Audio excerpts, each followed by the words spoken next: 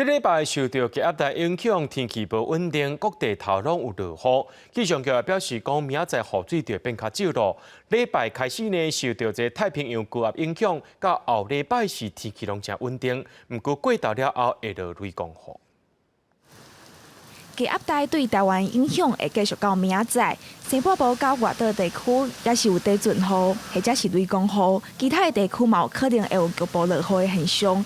也若为20开始，太平洋高压和低压带会为西部发展，水汽减少，落雨的机会就会变低。那明天的话，在台湾附近呢，仍然是一个大的低压区，因此呢，明天在西半部地区还有外岛的澎湖、金门、马祖，依然是有局部的短暂阵雨或雷雨。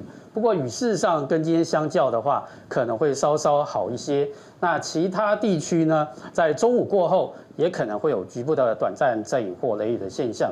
气象局表示，20透早一直到25，过岛的西半部甲各地山区，可能也是有局部的地震雨。后礼拜因为雨落较少啦，温度也会逐日回升。不过到24、25这2天，可能会到34度左右。提醒民众就要做好防晒措施，加啉水。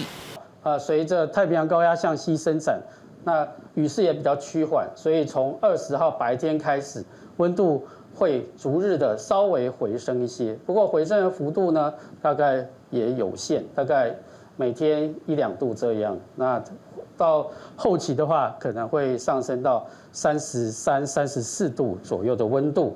气象局指出，后礼拜袂有啥物天气的变化，因为即马是风太贵，8月下旬可能伫菲律宾东边海面到日本的南边海面，甚至关岛附近拢会有热带扰动，未来变数是真大，气象局会继续观察。记者柯家选谢桂林台北报道。